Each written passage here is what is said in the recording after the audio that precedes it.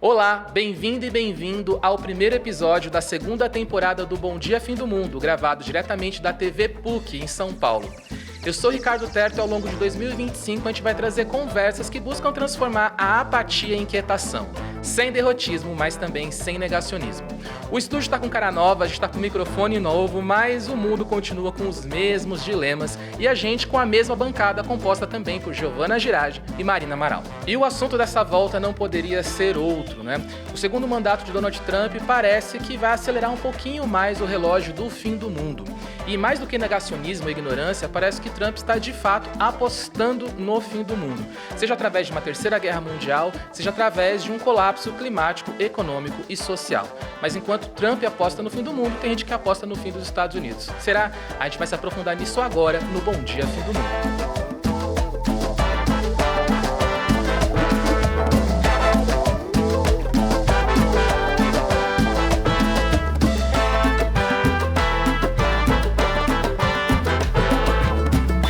Bom, e antes de mais nada, deixa eu fingir aqui que não tinha visto ainda minhas colegas de bancada até essa gravação e começar cumprimentando primeiro Giovana Girardi. Bem-vinda, Giovana. Qual a expectativa aí para essa temporada de 2025?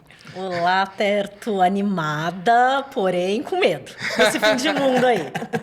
E Marina Amaral. Bem-vinda, Marina, à temporada 2025. E você, animada e com medo também? É, mais ou menos, né? Não tem como a gente ficar tranquila, como vocês vão ver nesse programa.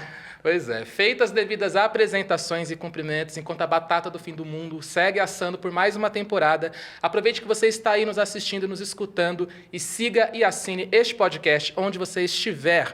Continue sendo nosso profeta do apocalipse, traga mais olhos e ouvidos para estas conversas. Enquanto o meteoro não vem, a gente se contenta com as estrelas, então nos dê 5 estrelas se você estiver nos escutando na Apple ou no Spotify. E se você estiver no YouTube, deixa aí o seu comentário também, que vai ajudar bastante a gente na nossa visibilidade. Aproveita e fala aí quando você estava com saudade deste programa. Por falar em saudade, chega de enrolação, vamos para o primeiro bloco do programa depois da vinheta. Bom, gente, então nesses primeiros 2 meses aí de segundo mandato do Donald Trump, teve um show de horrores aí, né? Fazer uma recapitulação do apocalipse bem rápida. A gente teve inúmeros aí decretos atacando a população LGBTQIA+. A gente teve aí todo esse caso aí de taxações, ameaçando taxar geral, Canadá, México, que ele, inclusive, prometeu anexar o Canadá.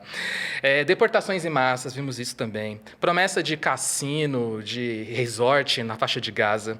E também barraco na Casa Branca, e aí, né, o aumento, a escalada de possibilidade de uma terceira guerra mundial. Giovana, com todos esses assuntos, alguns outros assuntos tão importantes quanto às vezes até passam batido, né, do debate público. Entre eles, em especial, o desmonte ambiental e o da ciência.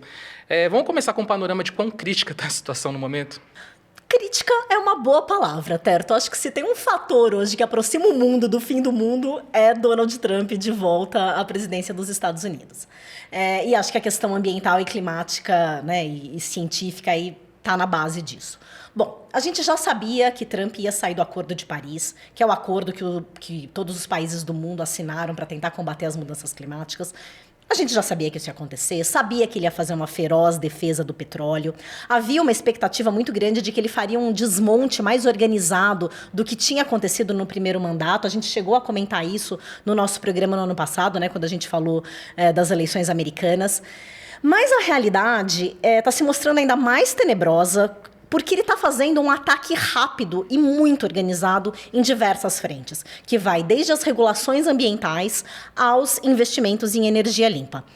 Saiu recentemente uma reportagem do New York Times fazendo um balanço desse mês nessas áreas, e ele fala assim, a matéria fala que o Trump está esmagando a política climática dos Estados Unidos e minando totalmente a capacidade do país de combater as mudanças climáticas, na verdade não só do país, como do mundo como um todo.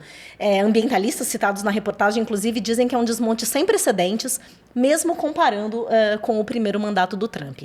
Bom, só resumindo aqui, né, rapidamente, logo de cara, no primeiro dia ali, ele assinou uma série de atos administrativos e ele declarou, por exemplo, que os Estados Unidos estão vivendo o que ele chamou de emergência energética. Que é o quê? É como se o país estivesse ali com o risco de ficar sem energia, o que não faz o menor sentido, porque os Estados Unidos estão no seu pico histórico de geração de energia, explorando mais petróleo e gás do que qualquer outro país no mundo. Mas usando esse argumento de emergência energética, o que ele fez? Ele tirou praticamente as rédeas, quaisquer rédeas que houvesse sobre o setor. Por exemplo, ele moveu todos os projetos, novos projetos, né, para explorar combustíveis fósseis, ele colocou numa espécie de licenciamento rápido. Ou seja, passando por cima de legislações ambientais, passando por cima de comunidades, de consultas a comunidades que eventualmente vivam, né, na região. O que ele está fazendo lá é basicamente a boiada que a gente viu aqui do Bolsonaro, do Salles, é a boiada do Trump. E nesse processo, por exemplo, tem mais de 100 gasodutos que podem passar por áreas que têm rios, que têm áreas úmidas, que são super sensíveis, e ele está atropelando geral. Ele também congelou bilhões de dólares em financiamento de subsídios federais para energia limpa e outros projetos que tinham sido iniciados com aquele Green New Deal, que foi o mecanismo que o Biden adotou para tentar combater as mudanças climáticas. Bom, ele suspendeu geral a grana, inclusive aprovações que já existiam, por exemplo, para a instalação de usinas eólicas em terras públicas, ele cancelou.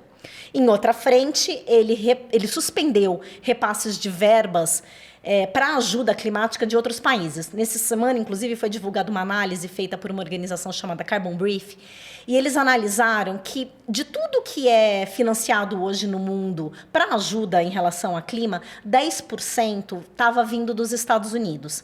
Que a gente talvez até possa pensar que 10% é pouco, considerando o tamanho do problema, né, que os Estados Unidos causaram com emissões de gás de efeito estufa, mas na administração Biden, esse dinheiro, esse investimento tinha subido 7 vezes. Estava chegando a 11 bilhões de dólares para todo mundo. Então, assim, 11 bilhões de dólares não é... Faz diferença. Não é descartável, né? Esse montante de 11 bi estava previsto para acontecer nesse ano, mas já foi cortado pelo Trump. E esses cortes acontecem dentro daquele processo de outros cortes de ajuda financeira que ele está fazendo com a USAID, né? Que a gente chama de USAID. E isso acaba sendo uma redução direta na ajuda para os países mais pobres poderem lidar com o clima. Só para a gente colocar num contexto aqui, vamos lembrar que no ano passado, na COP de Baku, os países concordaram em tentar elevar o financiamento global para 300 bi. Antes estava em 100 bi, então quer dizer, os Estados Unidos correspondiam a 10%. Agora, sem esses 11 bi, fica ainda mais difícil. Outros países vão ter que arcar, né, com essa falta. E eu queria, por fim, destacar um desmonte que está acontecendo que mistura a ciência com o ambiente, que é o desmonte que ele está promovendo na NOAA, que é a Agência de Oceanos e Atmosfera dos Estados Unidos. Eles já demitiram mais de 800 pessoas. Alguns escritórios da NOAA devem ser fechados. E a NOAA é importante por quê? Porque ela é tipo uma espinha dorsal de praticamente toda a previsão do tempo que é feita nos Estados Unidos, mas não só nos Estados Unidos, no mundo. Então imagina que, por exemplo, são eles que preveem a força de um furacão, por onde ele vai passar, como vai ser, justo nos Estados Unidos, que são super vulneráveis a furacão, né? E a NOAA também é responsável por boa parte do entendimento que a gente tem sobre mudanças climáticas. Eles são um dos grupos, por exemplo, que avalia... sabe aqueles dados que a gente fala, o ano passado foi o mais quente da história? A NOAA é uma das que mostra isso, né? Aliás, é até curioso se a gente pensar que isso também pode ser um revés para o próprio agronegócio dos Estados Unidos, porque se tem uma coisa que precisa de previsão do tempo boa, exatamente, é o agro, né? Tem uns fazendeiros orgânicos ali que estão processando o Departamento de Agricultura dos Estados Unidos, porque foram tiradas do site todas as referências relacionadas a mudanças climáticas, e esses dados vinham sendo usados pelos agricultores para fazer as suas adaptações ao clima. Bom, isso tudo foi cortado, mas na verdade, é uma medida muito mais ampla. Todos os sites do governo americano tiraram menções às mudanças climáticas. Quer dizer que parece que essa boiada do Trump é bem maior, né, do que a do Bolsonaro. Tem impacto aqui no Brasil também, Giovana? Tem um pouco. Esses cortes que eles estão fazendo de investimentos, por exemplo, já afetaram algumas parcerias com o IBAMA para combater incêndios florestais, justo incêndios florestais. Projetos de conservação e restauração também foram afetados. E a gente tem que ficar de olho aí em como que, de repente, pode acontecer algum impacto de parcerias científicas. Por exemplo, o nosso INPE tem muita parceria com a NASA. Então, vale ficar de olho se isso ainda vai ser afetado. É muito doido ouvir toda essa questão aí dos cortes e tal, porque se você for parar para pensar, o Trump, ele acredita, né, nas mudanças climáticas. É só você parar para analisar o interesse que ele tem, por exemplo, na Groenlândia, né? Exato, Terto. Isso foi uma coisa muito curiosa aí, né? Que ele manifestou esse interesse no começo do ano de anexar a Groenlândia, ou até de comprar a Groenlândia. E aí, ali, eu acho que revelou um pouco que, na verdade, ele pode até falar que ele não acredita em mudanças climáticas, mas ele sabe muito bem que o planeta está aquecendo, e eu acho que ele quer mais ver o circo pegar fogo mesmo, para depois ganhar dinheiro com extintor de incêndio, né? Hoje no mundo o planeta inteiro está aquecendo, mas o Ártico, o Círculo Polar Ártico é o lugar que mais aquece no planeta. E a Groenlândia está perdendo muito rapidamente seu manto de gelo. Agora, adivinha o que tem embaixo desse manto de gelo? Minério, petróleo, gás. Então, assim, seria, né, se o gelo derrete, ficaria muito mais fácil explorar. E alguns desses minérios que tem lá são, por exemplo, cobre, lítio, níquel e cobalto, que são essenciais para as indústrias, por exemplo, para fazer turbina eólica, para fazer bateria, para fazer veículo elétrico. Então é curioso, porque ele adora falar que ele não quer saber de energia limpa, não quer saber de eólica, mas está ali antevendo que uma hora não vai ter como escapar disso, e aí ele já quer garantir os minérios que estão ali por baixo da Groenlândia. E mineração, por incrível que pareça, também é um dos assuntos, uma das questões que está por trás desse interesse tão, esse afinco do Trump em tentar fazer o cessar-fogo entre Rússia e Ucrânia. Por quê? Porque na Ucrânia, a Ucrânia é rica nas chamadas terras raras, que é um tipo de elemento químico que é de difícil acesso, mas eles também são essenciais para fabricar celulares, veículos elétricos, até equipamentos militares. Então não é porque o Trump é pacifista, né? Não. Poxa vida. Mas é isso, né? Assim, acho que esses interesses geopolíticos, econômicos do Trump... acho que a gente ficou falando aqui, né, dos impactos ambientais, mas talvez um dos maiores impactos que ele pode trazer para minar os esforços do mundo contra as mudanças climáticas é justamente colocar o mundo numa situação de medo diante de uma nova guerra, né? Porque aí todo mundo tira o pé de qualquer outro tipo de ação, mas guerra é um assunto que a gente vai falar no nosso segundo bloco. Continuem aqui com a gente. Exatamente. Olha que guerra é só um dos 4 cavaleiros do Apocalipse, o que me lembra que chegou a hora de a gente tirar a poeira da trombeta da semana, que vem aí logo depois da vinheta.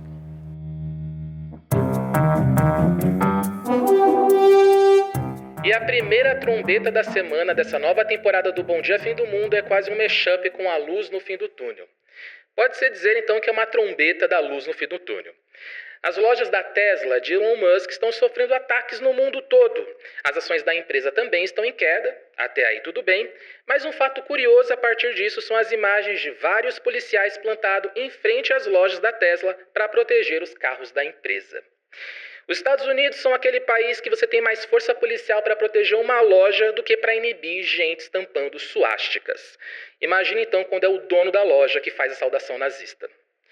Pior que os manifestantes nem precisavam muito para danificar um Tesla, um carro com várias ocorrências onde simplesmente pegou fogo sozinho. Será que a revolução das máquinas começa com carros autônomos se auto-imolando? A má notícia é que um Tesla incendiado precisou de 20 mil litros de água para ser apagado. Ou seja, até quando se dá mal, o Musk prejudica a humanidade. De qualquer forma, essa ainda é nossa primeira trombeta da semana de 2025.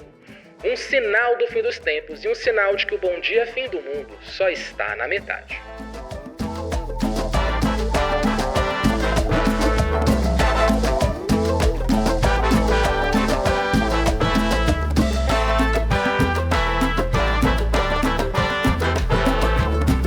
Bom, vamos começar aqui então o segundo bloco e depois dessa trombeta da semana nada melhor do que uma arca da salvação. E a nossa arca aqui no caso são as pessoas que contribuem com o programa de aliados, que é o que viabiliza reportagens, matérias e programas como esse aqui, muito do que a Pública faz.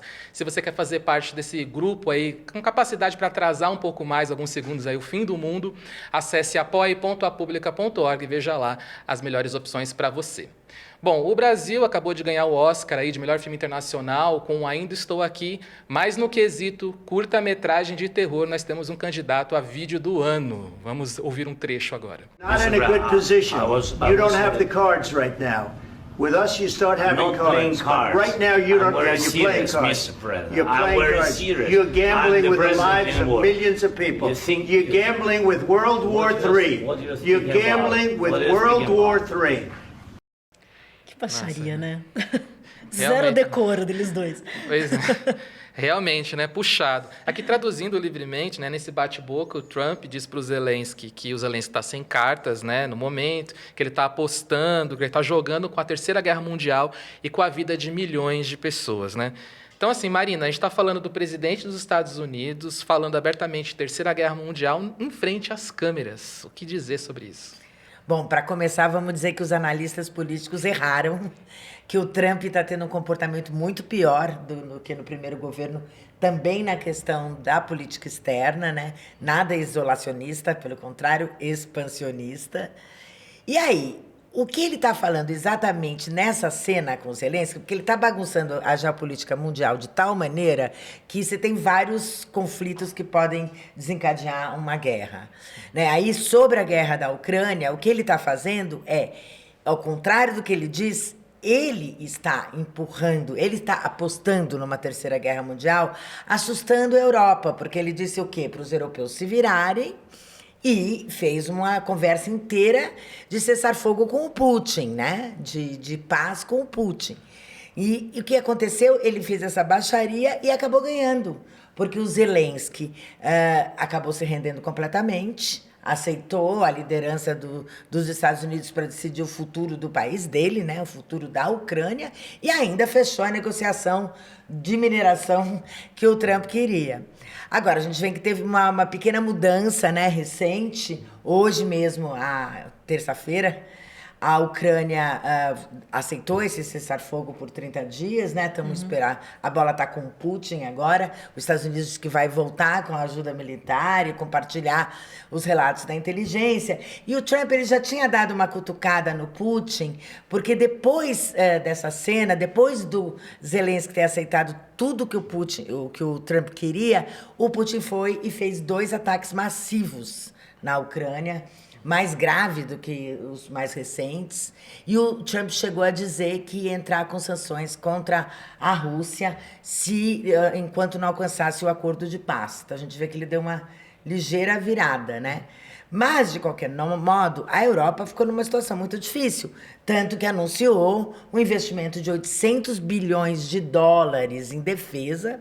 É um dinheiro que vai fazer falta em outras áreas, como a gente já sabe. E também teve o Macron, o presidente francês, colocando seu arsenal nuclear à disposição, né? Então, a Rússia reagiu, chamou o Macron de charlatão e disse que ele estava fazendo chantagem nuclear. A gente comparou com o Napoleão, né? Teve essa comparação também. Teve essa comparação. A gente não pode esquecer que a Rússia, embora ela tenha reagido assim agora contra o Macron, ela já tinha dito em fevereiro do ano passado que se a OTAN entrasse com tropas na Ucrânia, eles iriam usar armas capazes de destruir o mundo. E no fim do ano passado, o Putin ele mudou uma legislação interna russa para facilitar o uso das armas nucleares, né? Então, o que a gente está vendo? A gente está assistindo um acerramento do conflito com a maior potência nuclear do mundo, que é a Rússia, com 5.500 ogivas. Nossa. Os Estados Unidos têm cerca de 5.000. Pouca coisa. E, ao mesmo tempo, a Europa também tem as suas bombas, né? A França tem, como disse o Macron, tem 290 bombas declaradas.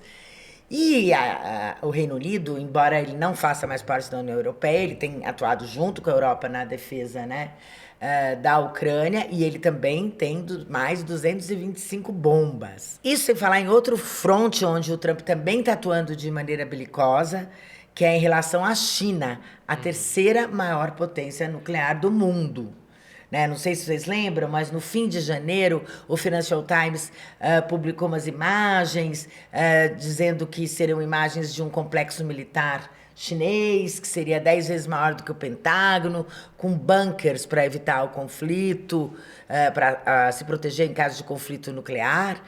E aí, a gente não pode ter certeza absoluta de que as imagens são verdadeiras, porque foram vazadas pelo Financial Times pela inteligência americana. Mas a gente também tem a China, pelo menos, ela banca a retórica dos Estados Unidos, né? Quando o Trump anunciou o tarifaço, eles falaram que estavam preparados para qualquer tipo de guerra. Então aí a gente entra mais 500 ogivas nucleares na China conta. Nessa receita. E isso, essa contagem, ela vem do Instituto Internacional de Pesquisa para a Paz de Estocolmo, o CIPRE, que é a contagem oficial. E nós vamos colocar essa pesquisa no nosso site para quem quiser conferir. Agora a gente tem esse site para as pessoas poderem conferir os links que a gente fala no programa, as pesquisas. É só acessar apublica.org/Bom Dia Fim do Mundo, tudo junto. Agora é isso, né, Giovana? Não sei quantas bombas são necessárias para destruir o mundo, mas esse arsenal americano, europeu e chinês, para mim, parece que dá conta do recado. Eu tô achando que dá para destruir uns 3, 4 planetas aí, né? Mas, Marina, por tudo isso que você leu, que você se informou, você acha que a gente pode dizer que a gente está perto de uma guerra nuclear? Olha, quando potências nucleares travam uma queda de braço, como a gente está vendo agora, acho que a gente tem que levar a sério essa possibilidade, né? É o Trump que está jogando com isso, já que ele está fortalecendo a Rússia diante da Europa. Por outro lado, tem outros tabuleiros onde ele joga em que ele tem um papel que não é convergente com os Estados Unidos. E aí também você tem outro tipo de ameaça. Por exemplo, em relação ao Oriente Médio, a Rússia sempre teve outras posições. A gente vê, por exemplo, que os Estados Unidos é totalmente ligado a Israel. Aliás, um país que também tem bombas nucleares, embora não oficialmente declaradas, que todo mundo sabe. Né? E o Irã, que tem tecnologia para enriquecer o urânio, já chegou ali nos 60% que ele precisava, para o caso dele querer fazer bombas nucleares, embora eles digam que não estão usando essa tecnologia para fins militares. Então você tem ali Israel e Irã. E você tem o quê? A Rússia apoiando o Irã. Essa semana mesmo, eles fazem um exercício militar conjunto no Golfo Pérsico, que é Irã, Rússia e China. Nossa, que confusão. E isso numa região altamente militarizada, porque desde a Guerra Fria, os Estados Unidos entraram no Golfo Pérsico para impedir, inclusive, que a Rússia chegasse ao petróleo, né? Então, você está ali com esses navios iranianos, chineses e russos, exercícios militares, e ali está o Golfo Pérsico com 7 bases militares americanas, né? Então, é uma região bem sensível. E para piorar um pouquinho a situação, nessa semana o Trump também desafiou os iranianos, porque ele disse que mandou uma carta, que ninguém viu, aos líderes iranianos, dizendo que ou eles negociavam já um outro acordo de armas nucleares, porque tinha um acordo, né, que o Obama fechou e que o Trump rasgou no primeiro mandato. Daí agora o Trump diz que ou os iranianos assumem uma nova negociação ou só vai restar a opção militar. Quer dizer, também ameaçando diretamente o Irã, né, dizendo isso com todas as letras. Então é nesses tabuleiros todos de guerra, gente, que os inimigos variam de posição. É preocupante porque alguma coisa pode desandar definitivamente em um desses 3 frontes, né? A gente falou Ucrânia ali, Europa, Rússia, China, Estados Unidos, e tem Irã e Israel, com Rússia de um lado, Estados Unidos do outro, né? Então, a gente fica preocupado porque inclusive eu fui ler agora e lembrei que a China também, além da Rússia, Estados Unidos e Europa estarem unidos na Segunda Guerra Mundial, a China também, porque a China tinha sido invadida pelo Japão e ela também entra nessa aliança, né? Então a gente vê esses ex-aliados da Segunda Guerra agora numa situação que a gente não sabe exatamente como ela vai acabar. O que a gente sabe é como a Segunda Guerra acabou, né? Que o Japão se recusava a assinar a rendição e os Estados Unidos jogou 2 bombas com nominhos ainda. Uma era Little Boy, que era a bomba de urânio que eles jogaram em Hiroshima, e 4 dias depois a Fat Man, mais poderosa de plutônio, que eles jogaram em Nagasaki. Então, diante disso, né, a gente fica preocupado porque agora não só a gente tem um arsenal muito maior e mais moderno, como a gente tem uma prontidão, porque dessas aqui são 1.700 bombas, tanto da Rússia como dos Estados Unidos, já estão acopladas em mísseis ou em bases militares ativas, né? Só precisa apertar o botão. Nossa. Pois é. E assim, até... Assim, Por falar em bomba nuclear, a gente tem até uma espécie de trombeta da semana bônus, né, que, enfim, remete a isso. Que, assim, essa semana, né, aliás, recentemente, o Pentágono ele passou a excluir fotos, postagens de material que tem a ver com diversidade ou inclusão, né, nessa política aí, nessa agenda do Trump. E aí, segundo a agência Associated Press, do catálogo ali do Pentágono começou a sair todas as fotos ou imagens ou posts que tem a palavra gay no meio. Só que o que acontece? O avião que soltou a primeira bomba em Hiroshima é o modelo B-29 Enola Gay. E aí eles taguearam ali, sinalizaram a foto desse avião como se fosse um conteúdo de diversidade, de inclusão, entendeu? E foi sinalizado para a exclusão, né? Ou seja, parece que estão vendo lacração até no avião que jogou a primeira bomba nuclear, né? É essa turma que está com o dedo aí no botão, viu, Marina? Nossa, na obscenidade que foi aquilo, eles acham que o problema é até a palavra gay. É até a palavra gay, né? Para você ver. E justo agora, né, Giovana, que a gente precisa de mais seriedade para tratar de assuntos importantes, a gente vê o mundo nessa bagunça aí dominado por essas pessoas. Pois é, eu acho que a gente comentou bastante no primeiro bloco de tudo que o Trump está fazendo na área ambiental, mas eu acho que é isso, assim, não tem nada com efeito mais imediato. Quando você está na iminência de uma guerra, todos os focos mudam, né? Você comentou, né, Marina, dos 800 bilhões que a Europa está destinando agora. Ela está destinando para a defesa, mas está tirando de outros lugares, como, por exemplo, ações climáticas, né? Nesse momento que todo mundo deveria estar preocupado com isso. Quem disse isso, inclusive, nessa semana, foi o embaixador brasileiro André Corrêa do Lago, que é quem está presidindo a Conferência do Clima da ONU, que vai acontecer aqui no Brasil, em novembro, a COP30. E ele divulgou uma carta que é a visão do Brasil sobre o evento, né? O que o Brasil está esperando desse evento. E ele faz esse alerta de, gente, tá todo mundo meio desembarcando da luta contra as mudanças climáticas quando a gente está batendo recorde atrás de recorde, quando a gente está tendo desastre atrás de desastre. Não é o momento para isso. E aí ele até cita nessa carta, ele lembra que justamente nesse ano se completam os 80 anos do fim da Segunda Guerra Mundial, e ele lembra que ela só acabou, claro, acabou por causa das guerras, das bombas, mas só foi possível porque teve uma aliança de países que toparam deixar de lado as suas diferenças para se unir contra um inimigo comum na época, a Alemanha e tal. E aí ele fala assim, o Brasil convoca novamente essa aliança de povos para que mais uma vez a gente deixe as nossas diferenças de lado e nos unamos contra um inimigo comum. Só que o inimigo comum agora é a mudança do clima. Só que, de novo, é isso. Quem está em guerra precisa de energia, né? Quem vai falar em reduzir combustíveis fósseis quando precisa abastecer navio, avião, tanque? O Brasil vai ter que rebolar muito para conseguir uma COP com resultados robustos, enquanto está se esforçando para sequer fazer com que os países desembarquem dos esforços contra as mudanças climáticas. Bom, depois de um bloco como esse, quem vai ter que rebolar agora é o nosso anjo Gabriel, que vem aí na volta do quadro A Luz no Fim do Túnel, logo depois da vinheta.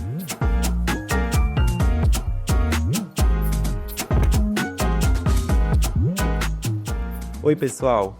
Sabia que tudo que você compra naqueles sites do outro lado do mundo deixa um rastro de emissões de gases do efeito estufa até chegar na sua porta?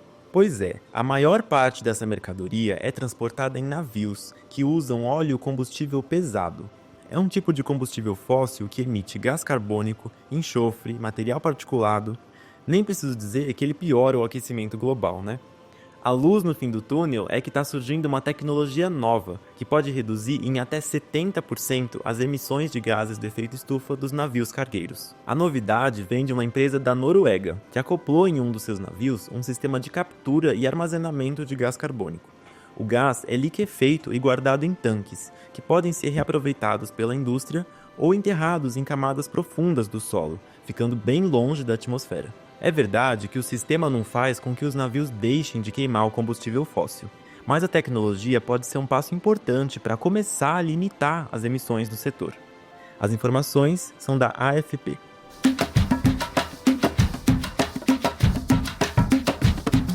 E você também pode enviar sua dica de luz no fim do túnel, de trombeta da semana, para o e-mail correiodofimdomundo@publica.org. E se você gostou dos assuntos que a gente traz aqui, quer saber um pouco mais, você pode acessar a publica.org/Bom Dia Fim do Mundo. Lá você vai achar muitos materiais e links interessantes. E estamos chegando ao fim desse programa que veio cheio de novidades e agora tem mais algumas. O Bom Dia Fim do Mundo agora é parte da Rádio Guarda-Chuva de Podcasts, uma rede de podcasts jornalísticos que, se você não conhece, está na hora de conhecer. Faz parte aí dessa rede Pauta Pública, que é outro podcast da casa, e também o Ciência Sujo, o Rádio Escafandro, o Vida de Jornalista, o Põe na Estante e muitos outros aí para rechear sua playlist. Se você quiser conhecer mais os podcasts da Rádio Guarda-Chuva, acesse radioguardachuva.com.br ou procure o @ lá no Instagram, guarda-chuva-pod, um D mudo, tá? Guarda-chuva-pod. E agora, além de poder escutar e assistir o Bom Dia Fim do Mundo toda quinta-feira bem cedo em todos os tocadores e no YouTube da Agência Pública, e também segunda-feira, 11h30 da noite, através do canal universitário, você também tem Bom Dia Fim do Mundo quinta-feira, 5h30 da tarde, através do C3 TV, a primeira TV dedicada exclusivamente às mudanças climáticas. Então, se estava com saudade, agora tem Bom Dia Fim do Mundo aí a rodo para vocês. E agora eu me despeço aqui das minhas colegas do Fim do Mundo. Primeiro, Giovana Girardi. Um abraço, Giovana. Até semana que vem. Um abraço, Terto. Tchau, pessoal. Até semana que vem. E Marina Amaral. Um abraço, Marina. Até semana que vem. Um abraço, Terto. Tchau, gente. Até semana que vem. Até o próximo Bom Dia Fim do Mundo, quinta-feira bem cedo. Um abraço. Fiquem bem. Até lá.